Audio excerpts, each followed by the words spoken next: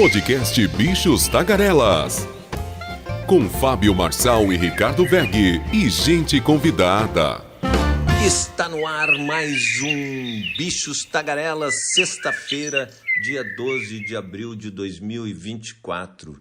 Então, sextou e vamos aqui às manchetes do Bichos Tagarelas. Supremo decide que Estado deve indenizar vítimas de bala perdida em operações policiais.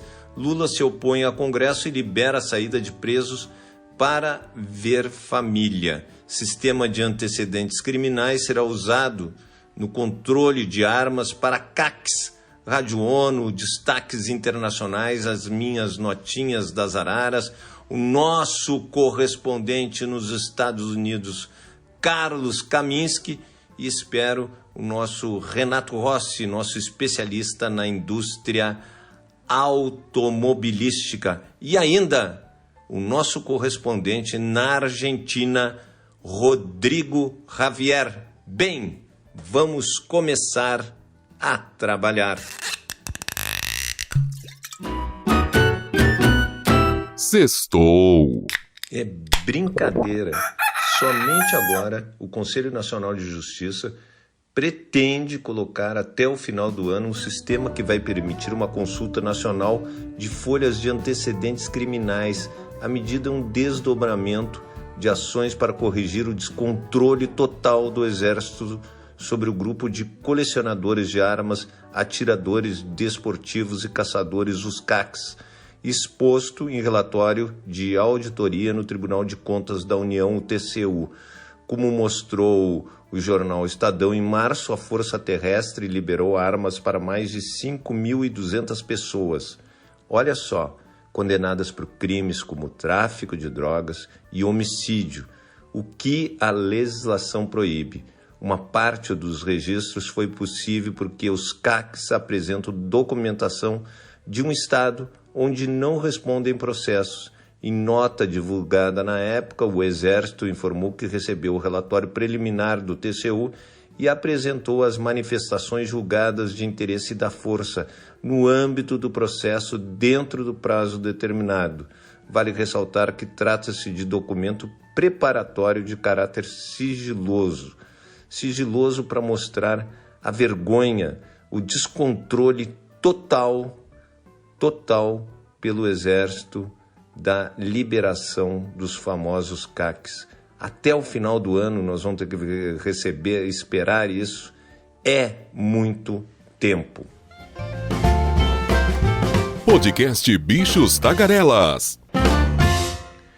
E o Supremo Tribunal Federal definiu ontem que os governos devem ser responsabilizados na área civil, o que permite o pagamento de indenizações quando há mortos e feridos por balas perdidas em operações de agentes de segurança pública. A responsabilização não ocorrerá somente se a União, o Estado ou o município provarem que não houve participação direta de policiais. Os ministros também definiram que o fato de uma perícia não ter conseguido identificar a origem do disparo não é suficiente para retirar a responsabilidade estatal. O entendimento foi estabelecido a partir do caso de um homem morto por uma bala perdida em casa em um tiroteio envolvendo o Exército no Complexo da Maré, na zona norte do Rio, em abril de 2015. No mês passado, os ministros já haviam decidido que a família da vítima deveria receber indenização. No julgamento de ontem foi definida a tese de repercussão geral que deve ser utilizada em todos os casos semelhantes a partir da primeira decisão. Então, repercussão geral vale para todos os estados. Sextou. E o ministro da Justiça, Ricardo Lewandowski, disse que, sob sua orientação, o presidente Lula vetou parcialmente o projeto de lei que proibiu as saídas temporárias de presos no regime semiaberto, aquele que você trabalha de dia e dorme à noite no presídio para visitar as famílias. O veto atinge o cerne do projeto, que é justamente barrar esse benefício a detentos em feriados e só permitir saída para estudo. É mais um caso na atual gestão em que o Executivo contraria o Legislativo na maioria dos casos. Isso tem resultado na queda dos vetos, como já prevê a oposição. Lewandowski ponderou que Lula vai sancionar todos os demais artigos, inclusive o que foi classificado por ele como mais drástico, por proibir o benefício a detentos no regime semiaberto que tenham sido condenados por crimes hediondos ou com uso de violência e grave ameaça com assaltos à mão armada. Segundo Lewandowski, eles entendem que a proibição da visita à família de presos que já se encontram no regime semiaberto atenta contra os valores fundamentais na Constituição, o princípio da dignidade da pessoa humana, o princípio da individualização da pena e a obrigação que o Estado tem de proteger a família. Lewandowski alegou que é importante manter o direito de presos de visitarem os familiares em datas comemorativas para preservar um valor cristão. O ministro ainda afirmou que a medida é necessária por motivos humanitários e constitucionais. Podcast Bichos Tagarelas.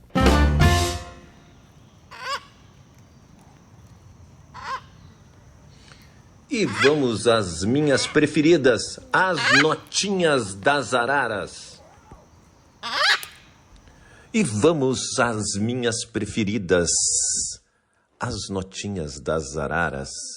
Lula inaugura nova sede da Anfávia em São Paulo. Supremo Tribunal Federal julga a ampliação do foro privilegiado. Serviços saem os dados de fevereiro. Argentina divulga a inflação de março. E o presidente Lula barrou o principal trecho do projeto que proibia saídas temporárias de presos para visitar familiares e manteve o restante. O projeto foi aprovado na Câmara em 20 de março e o Congresso ainda pode derrubar o veto do presidente. Então, por que isso importa? Porque Lula vai testar o apoio que tem no Congresso com esse veto, que a vida não está, o relacionamento não está bom entre o Congresso Nacional e o Executivo, principalmente a questão envolvendo o ministro Padilha. O presidente da Câmara, Arthur Lira, afirmou que o ministro Padilha planta informações falsas na mídia e é incompetente. Essas notícias, segundo o presidente da Câmara, foi vazada no governo e basicamente pelo ministro Padilha, que é um desafeto, além de pessoal, um incompetente. Não existe partidarização. Lira disse que deixou claro que a votação foi de cunho individual de cada responsável pelo seu voto, no caso, Marielle. Já no Senado, o presidente do Senado, Pacheco, discordou e afirmou ser preciso evitar problemas e que se esforça muito para manter uma boa relação com Padilha. E disse que ninguém é perfeito, mas ninguém também é tão mal assim. Em cerimônia no Palácio do Planalto, Lula havia dito que Padilha está durando muito no cargo por causa de sua competência. Então, aí diversas divergências em relação às declarações. E José Clóvis da Silva, de 83 anos, morreu nesta quarta-feira depois da falência múltipla de órgãos. Estava no Hospital Evangélico Mackenzie, em Curitiba. A informação foi confirmada pelo Palácio do Planalto. Quem é ele? É o pai da primeira-dama Janja. E aquela rusga entre o Barroso, o ministro Alexandre de Moraes e o mega empresário Musk, Barroso, que é o presidente do Supremo, disse que os comentários do dono do X, ex-Twitter, contra o ministro Alexandre de Moraes são páginas viradas e sugeriu que Musk faz bravatas quando ameaça descumprir decisões judiciais. E é uma realidade. Enquanto ele só bravateia, ele não está descumprindo qualquer decisão judicial no Brasil. Então não pode ter qualquer problema em relação ao X. Musk voltou a chamar o ministro de ditador, declarou que as leis no Brasil estão sendo violadas pela justiça e que o país enfrenta censura. O empresário disse que a empresa está tentando lidar com a justiça de uma forma que não prejudique os funcionários no Brasil. Participou de uma transmissão ao vivo na rede social com Alan Santos no site Terça-feira Livre. Ele foi banido e está foragido nos Estados Unidos, Alan Santos. E porque Elon Musk havia vencido o primeiro round deste embate, conseguindo energizar quem o apoia, a extrema-direita, agora o empresário talvez esteja cruzando algumas fronteiras de maneira imprudente. É um claro exagero dizer que o Brasil é o pior país no qual o X opera em termos de censura e descumprimento de leis pela própria justiça, uma bravata de Musk na vida, na política, também nessas disputas das Big Techs. Como se sabe, saber ganhar é mais difícil do que saber perder. Musk estava ganhando e agora pode estar perdendo a vantagem obtida ao errar a dose e no tom de suas críticas. Bola fora para o Musk. E o Supremo Tribunal Federal tem duas ações que propõem que o foro deve ser mantido, o foro privilegiado, depois de a autoridade deixar o cargo. O entendimento é distinto do que foi decidido pelo Supremo em 2018. O julgamento foi retomado no plenário virtual da Corte hoje, mas interrompido depois do pedido de vista de André Mendonça, com voto de Barroso, já há maioria pela ampliação do foro. Resumindo para vocês, é aquilo: se durante o mandato o parlamentar tem o foro privilegiado, mesmo deixando o mandato, mas sendo um ex-deputado, ele terá o foro privilegiado, do meu ponto de vista, uma bola fora do Supremo Tribunal Federal. Uma bola dentro, o Supremo decidiu que o poder público deve indenizar a família de mortos ou feridos em operação policial quando não for possível comprovar a origem do disparo, ou seja, vai colocar tudo nas costas da perícia. Ministros fixaram a tese que deve ser aplicada em processos desse tipo. E o Banco Central lançou ontem uma moeda muito bonita, linda, comemorativa de prata, em alusão aos 200 anos da primeira Constituição brasileira. O valor da face é de R$5. A tiragem inicial é de 3.000 unidades, podendo chegar a 10 mil peças. A venda da moeda destinada a colecionadores será feita pelo site Clube da Medalha da Casa da Moeda no Brasil. Cada unidade custará R$440. Então, é uma moeda de 5, né, que vai valer 440. No anverso, na frente, a moeda apresenta o livro da primeira Constituição brasileira, aberto com suas páginas retratadas em cor sépia, que representa a passagem do tempo. No reverso, parte de trás, está a imagem do Congresso Nacional, com ilustrações de 2 círculos que fazem referências aos plenários. Então, essas basicamente foram as notinhas das araras, mas colocar aí que o Ministério das Cidades encerra-se o prazo hoje para os municípios com mais de 250 mil habitantes a apresentarem o plano de mobilidade urbana. São considerados serviços de transporte público, circulação viária, acessibilidade para as pessoas com deficiência e restrição de mobilidade e outras demandas determinadas na Lei 12.587 de 2012. Eu duvido que a maioria dos municípios com mais de 250 mil habitantes apresentaram esse plano de mobilidade urbana. Internacional. E vamos ao nosso parceiro Rádio ONU, diretamente de Nova York. Este 12 de abril marca o Dia Internacional dos Voos Espaciais Tripulados, em alusão ao dia em que o primeiro ser humano chegou ao espaço. Atualmente, a exploração do espaço é marcada pelo aumento da atuação de empresas privadas, da quantidade de objetos em órbita e do número de lançamentos de missões. Para abordar essas tendências de crescimento, a ONU News entrevistou a diretora do Escritório da ONU para Assuntos do Espaço Sideral, o NOSA. Arti Olamine afirmou que uma questão urgente é entender melhor o impacto que a fumaça do lançamento de objetos espaciais tem na atmosfera. It may well be that we find that we're already in an urgent situation. We don't know. We don't know at this point.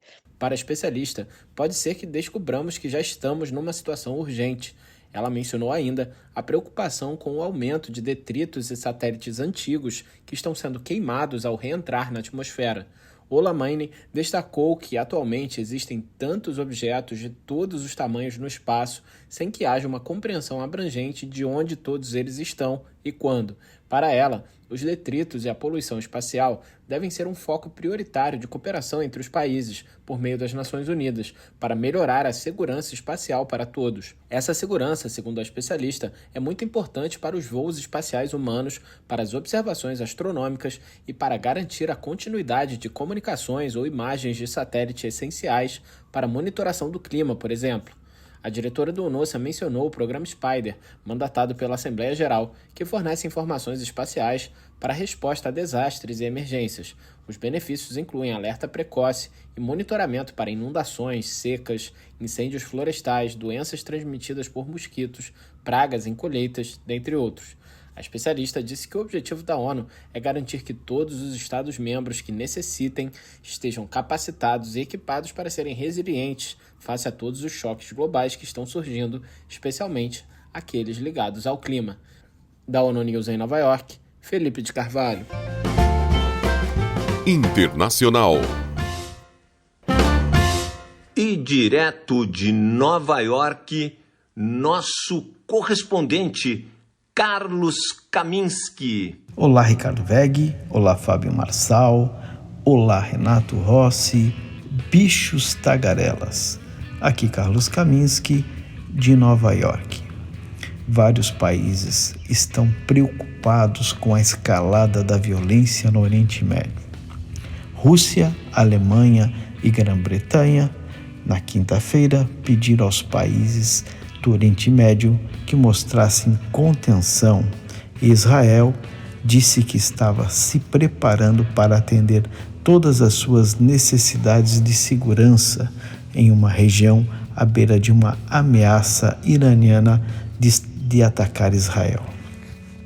A companhia aérea alemã Lufthansa, uma das duas únicas transportadoras ocidentais que voam para Teherã, estendeu a suspensão de seus voos para a capital iraniana. O Irã prometeu vingança pelo ataque aéreo de 1º de abril em seu complexo de embaixada em Damasco, que matou um alto general iraniano e outros 6 oficiais militares iranianos, aumentando a tensão em uma região já muito tensa pela guerra de Gaza. Israel não reivindicou a responsabilidade pelo ataque, mas o líder supremo iraniano, o Ayatollah Khamenei, disse na quarta-feira que Israel deve ser punido e será, dizendo que equivale a um ataque ao solo iraniano. O primeiro-ministro Benjamin Netanyahu disse que Israel estava mantendo sua guerra em Gaza, mas fazendo preparativos de segurança em outros lugares.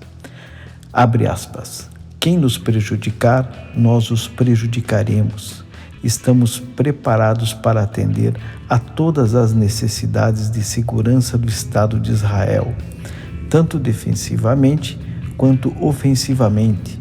Fecha aspas, disse ele em comentários divulgados após uma visita a uma base da Força Aérea. O Irã sinalizou a Washington que responderá ao ataque de Israel de uma maneira que visa evitar uma grande escalada e não agirá apressadamente, disseram fontes iranianas. O presidente Joe Biden disse nesta quarta-feira que o Irã estava ameaçando lançar um ataque significativo em Israel e que havia dito a Netanyahu que, abre aspas, o nosso compromisso com a segurança de Israel contra essas ameaças do Irã e seus procuradores é de ferro.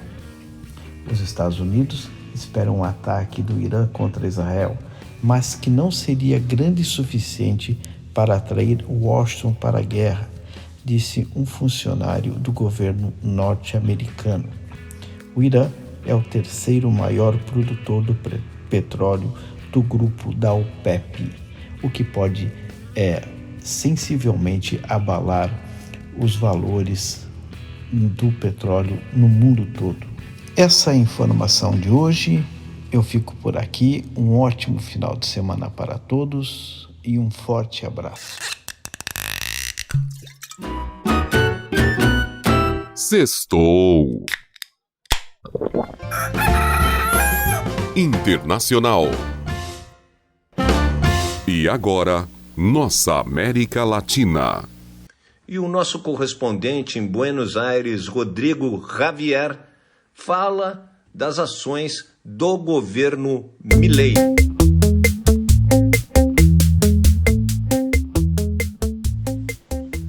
Hola, boas, meus queridos hermanos. Ricardo Begui, Fabio Marcial, ¿cómo es que vocês están?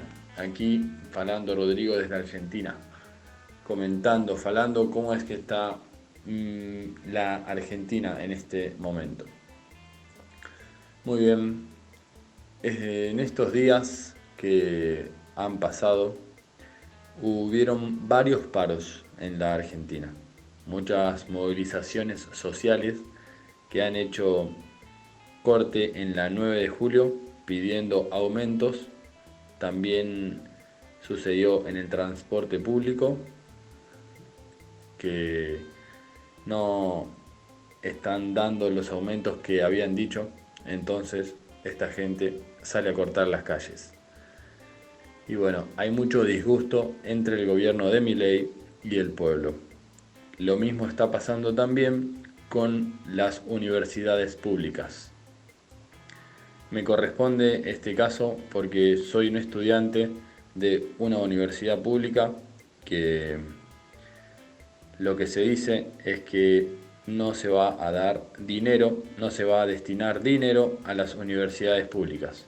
Eso va a hacer que se vean afectadas y no pueda continuar la universidad pública, o sea que varias universidades de la ciudad de la Argentina van a cerrar, en el caso que no se llegue a un acuerdo.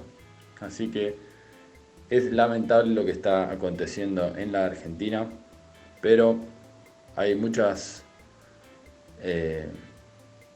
fuerzas, muchas ganas de que salga todo bien, de que el gobierno de Milei pueda realizar bien las cosas y bueno, mucha esperanza de que todo se solucione para bien.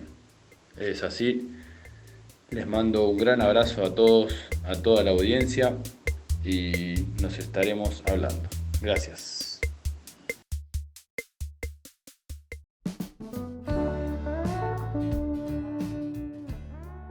Muito bom ouvir nosso amigo e correspondente na Argentina, Rodrigo Javier.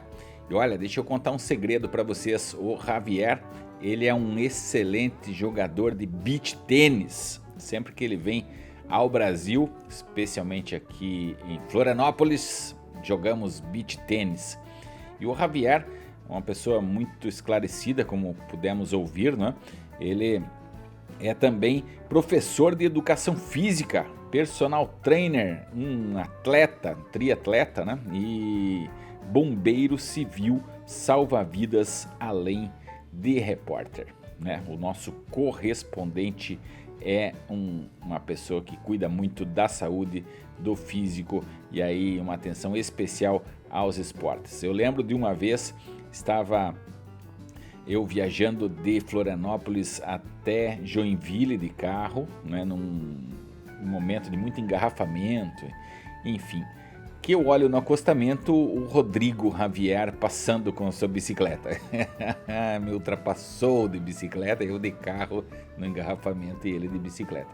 Pois bem, mais pra frente o trânsito evoluiu, eu ultrapassei o Javier novamente. Mais pra frente, Rodrigo Javier novamente me passando e dando tchauzinho. Olá, Ricardo, que tal? E se foi.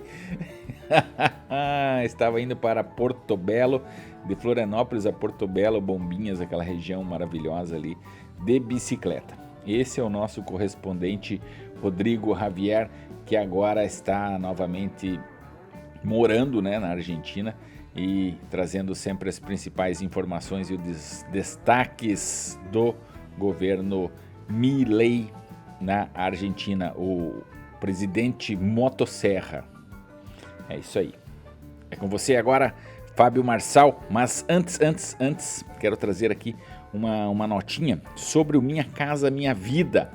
É isso aí, o programa que está contemplando entidades e também áreas rurais aqui no Brasil, já selecionou mais de 112 mil unidades habitacionais. Imagina só o que é isso, 112 mil casas sendo construídas.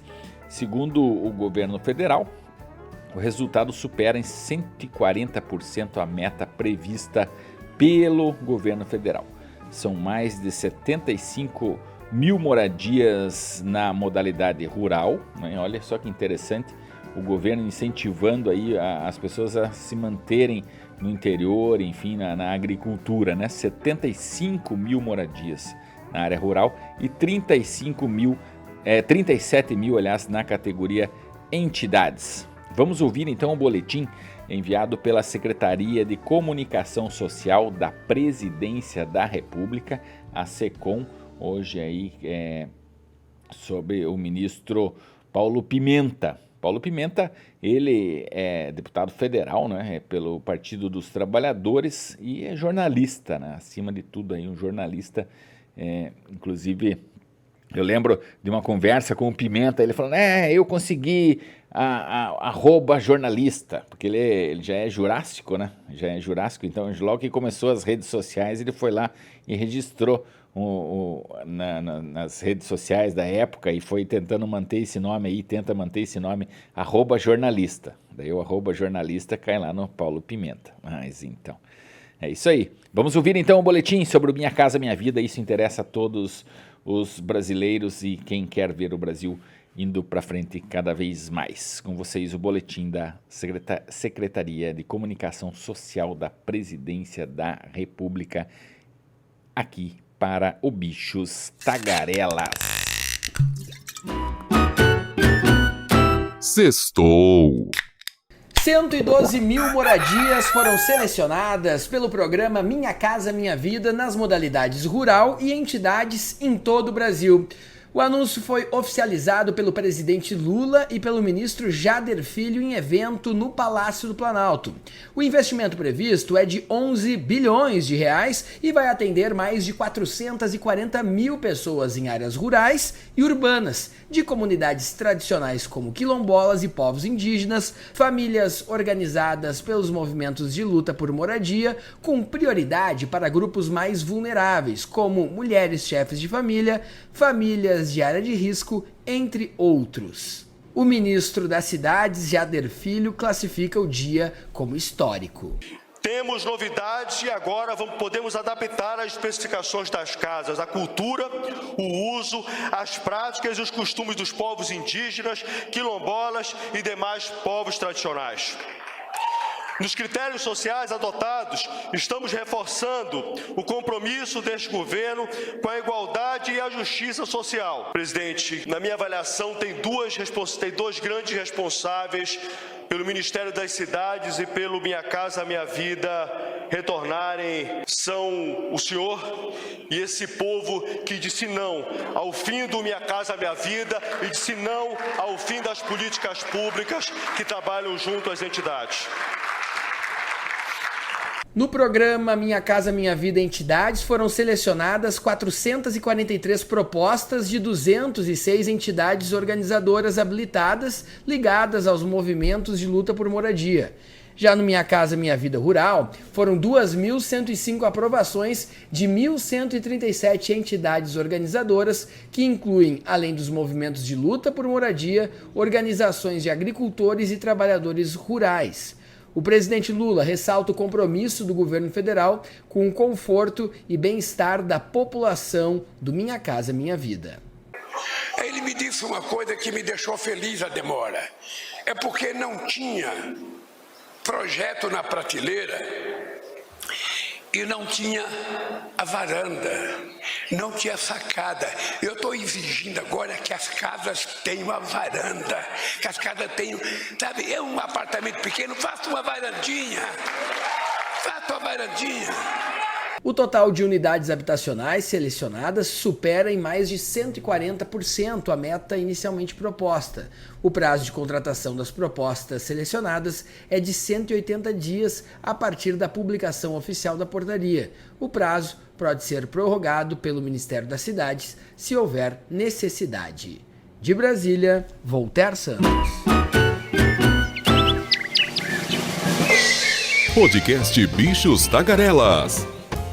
Com Fábio Marçal e Ricardo Vergue e gente convidada. Internacional. E eis os destaques do mundo da imprensa. New York Times, Estados Unidos, envia um general de alto escalão a Israel em meio a temores de ataque iraniano. Washington Post, Pentágono, frustrado pela falta de notificação de Israel no ataque à Síria. A gente ainda vai falar sobre isso. Wall Street Journal, Israel vence batalhas em Gaza, mas corre o risco de perder a guerra. La Nación, na Argentina, Javier e Karina Milei, um sistema de decisões políticas que às vezes se torna disfuncional. E o País, na Espanha, a Agência Europeia de Fronteiras, atinge um máximo histórico de regressos de imigrantes em situação irregular. The Guardian, com o aumento do PIB, Reino Unido dá mais um passo para sair da recessão. Financial Times, valor das exportações da China cai acentuadamente. Isso não é um indicativo bom. Israel-Hamas, a guerra, países fazem apelo ao Irã, Rússia, Alemanha e Reino Unido pediram moderação do governo iraniano depois de uma ameaça de atacar Israel. O país prometeu vingança a Tel Aviv por supostamente ter bombardeado sua embaixada na Síria em 1º de abril. E o líder do Hamas, Ismail Haniyeh, disse que o grupo extremista ainda quer um acordo para um cessar-fogo e a libertação de reféns, mesmo depois que um ataque israelense em Gaza matou 3 de seus filhos. Então, é bom lembrar que é uma guerra desproporcional. Não tem nada contra a guerra de Israel contra o Hamas. Mas quem está sofrendo com isso é o povo palestino. Crianças mortas, 13.117 crianças mortas. Do total de mortos na faixa de Gaza e na Cisjordânia, 8.400 são mulheres. Então, 13.117 crianças mortas. E Moscou destruiu na guerra com a Ucrânia, mísseis bombardearam a usina termoelétrica de Trepilska, a 50 quilômetros ao sul da capital ucraniana. Cerca de 200.000 pessoas ficaram sem luz. Não há informações sobre mortos ou feridos.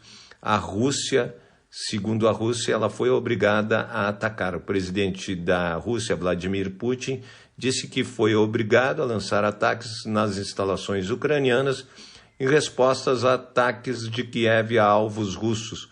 Declarou que os bombardeios fazem parte do processo de desmilitarização da Ucrânia.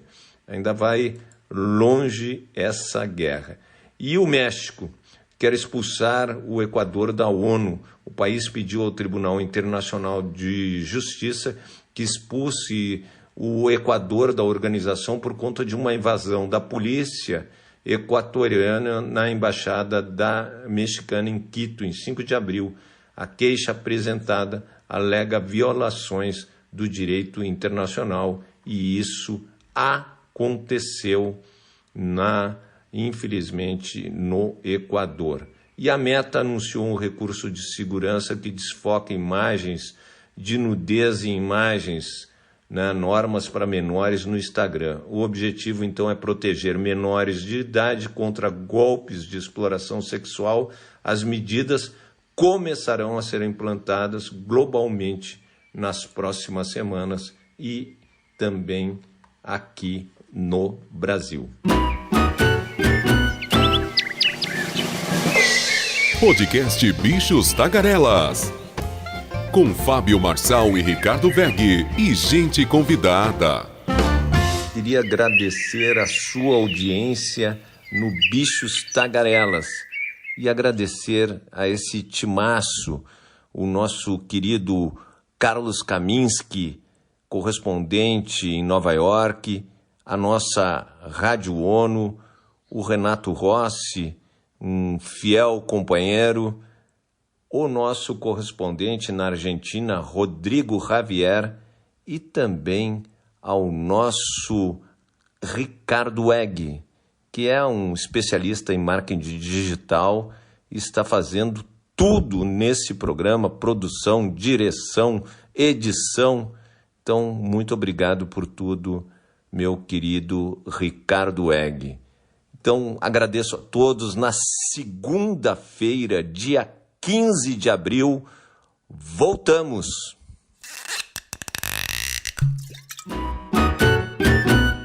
Sextou. Você ouviu o podcast Bichos Tagarelas, com Fábio Marçal, Ricardo Vergue e gente convidada.